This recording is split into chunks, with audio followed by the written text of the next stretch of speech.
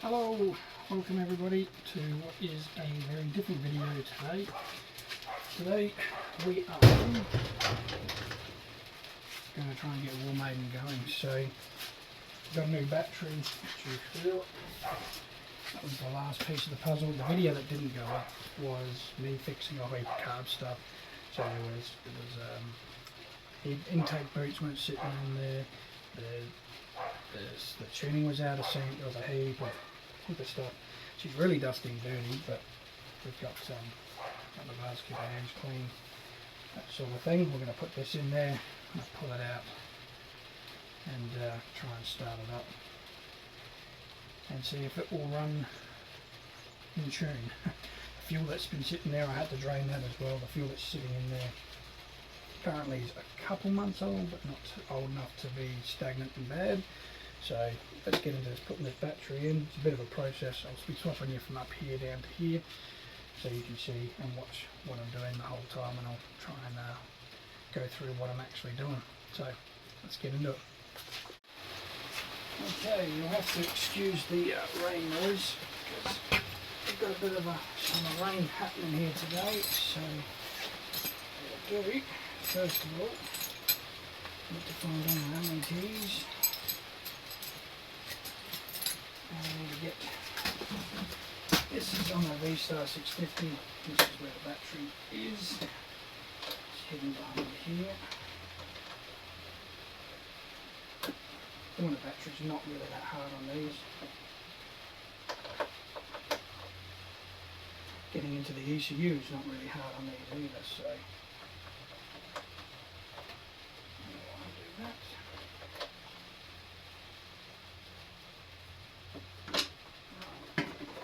Just simply pulls off like that, allows us access into here. So let's get the new battery, let's get it screwed in, get it out there and get it going.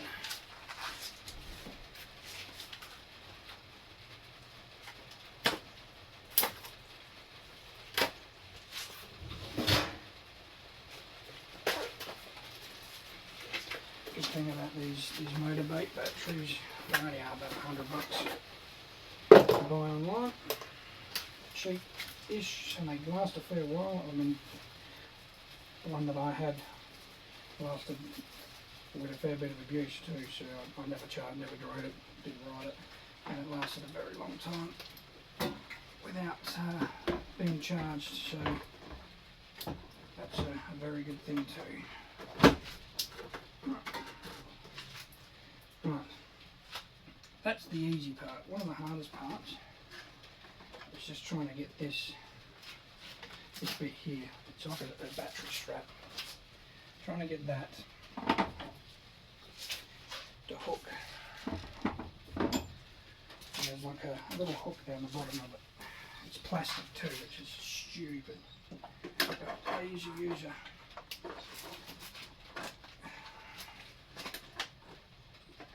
try and use a pair of pliers. If that doesn't work, I'll head the screwdriver. Just push the rubber down, sort of go in the edge of it. Once you get one side on, it's real easy. Just like that. Right, I'm going to need a Phillips head. Let's put the negative on first.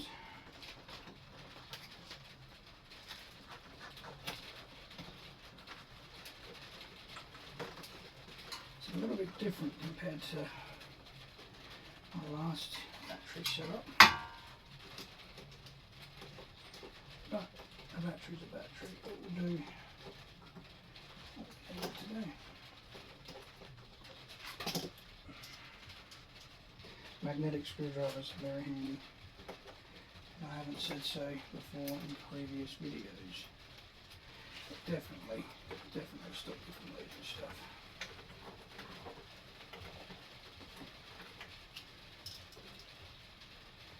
reason I'm doing the negative one first is because it hasn't got a rubber cover on it. So it's less harder to screw in. As you can see there, I was already losing that screw quite a few times. Over a rubber cover like this, I dare say this will be a bit more difficult. Or not, apparently. If that one was even easier. There you go. So that little fuse box goes back on there. That just tucks up into there like that. Right.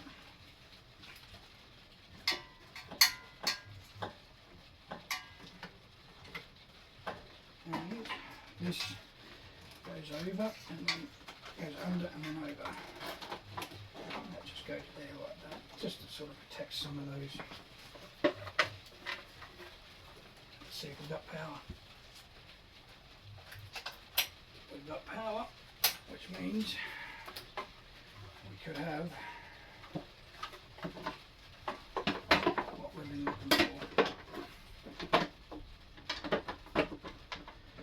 I'm just going to,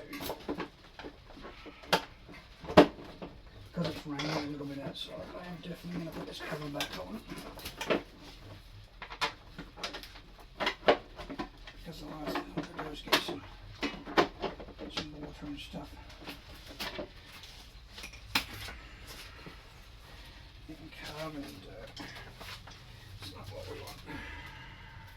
I've got to put my gloves on. Let's do that now.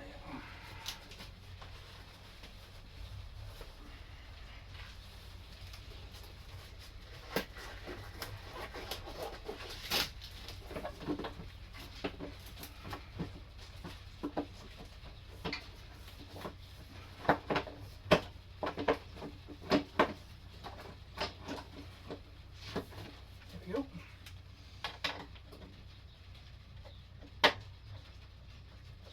And in she goes.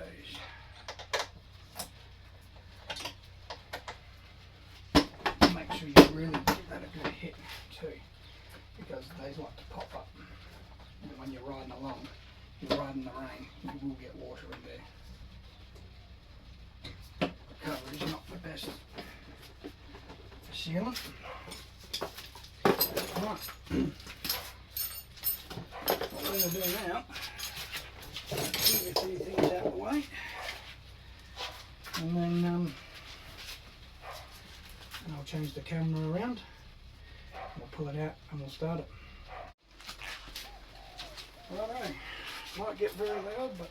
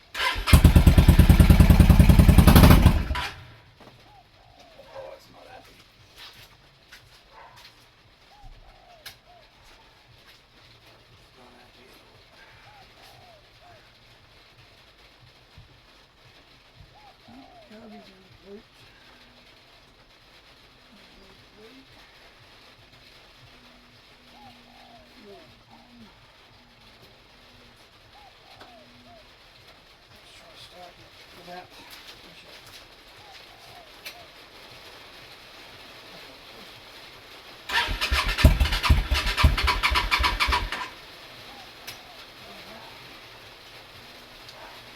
We're going to pull the plugs again out.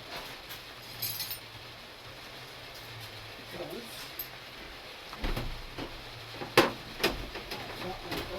very few here.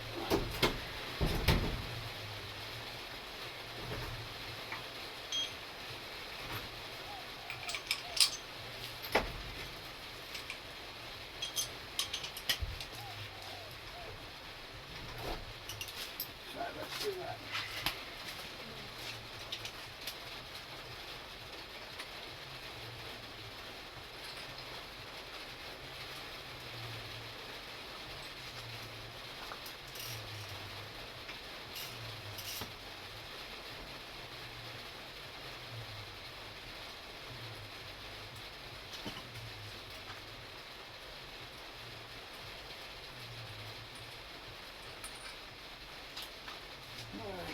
Well, they're very black. You can see that, so I'm not pulling up. See if we can get a bit better spark out of it. Good idea would be to form the line brush. Before I get too far into spraying it.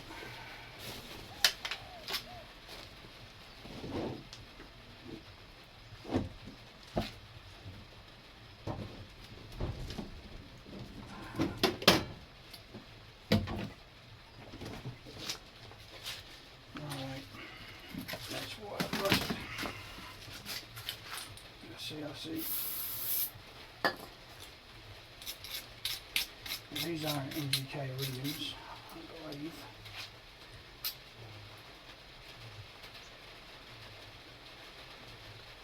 They worked when they were in there.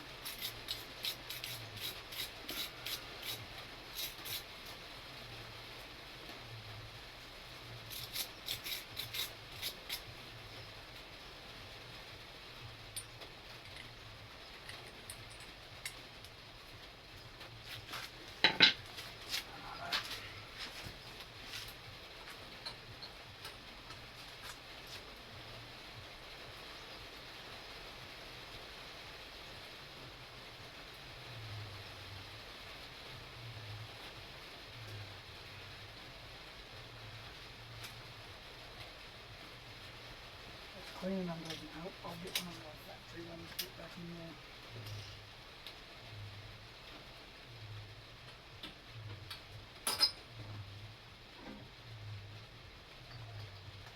Let's see if that will fix it.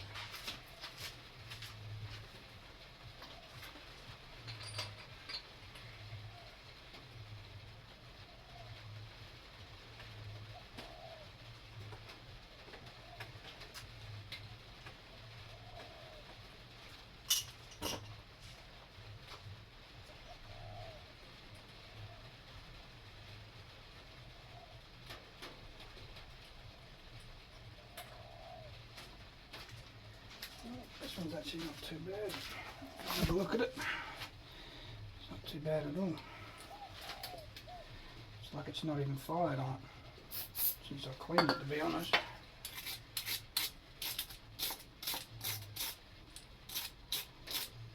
That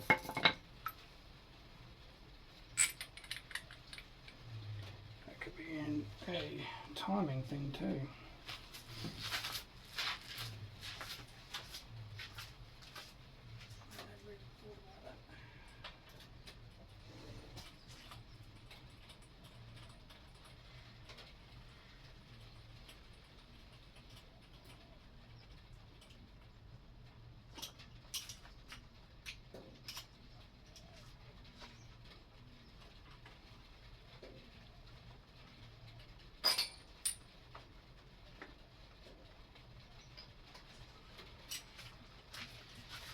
Right, let's go round two. Let's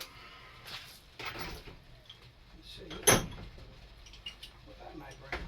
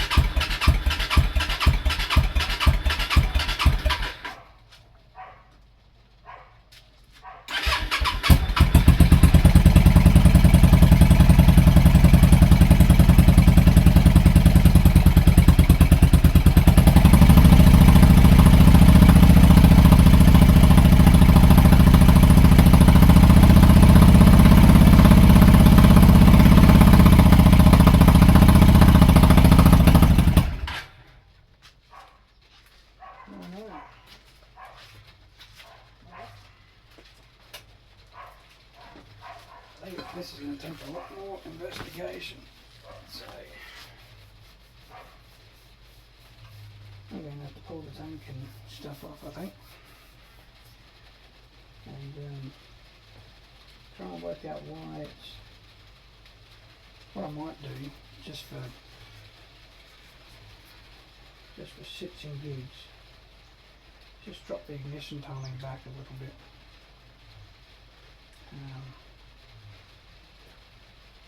It definitely smells like there's way too much fuel in it. But the thing is everything ran perfect before I parked it up, so I'm not sure why it wouldn't be doing it now.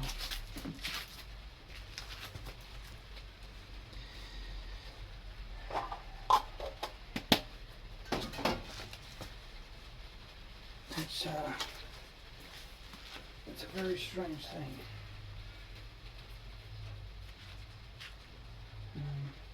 Could just be too much fuel, but I have since the first time I made this pod, because I created the pod kit for it.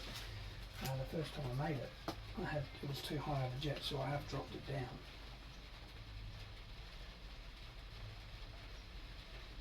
So I'm not quite sure why it would be. Could be ignition timing.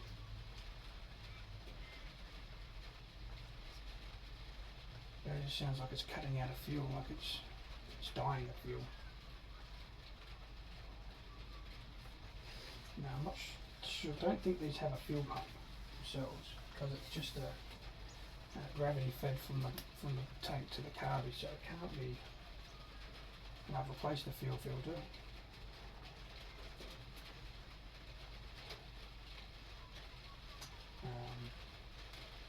The only other next step would be to literally pull the jets and spray some jet cleaner down them. And yeah, that might be a bigger job than I thought. So let's have a look at that. When I get those jets out, you might just come back.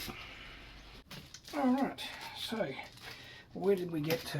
We pretty much got to, I pulled all the jets, I cleaned them, cleaned the fuel bowls.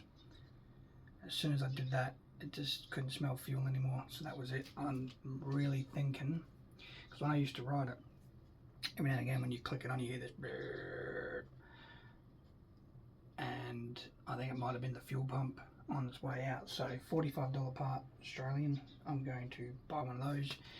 That's going to be part 2. This might be a 3-part series here of getting it going, but that's fine. We'll post this up as part 1 officially now, because I've lost part 1 and part 2, so this will be officially part 1 where I've tried.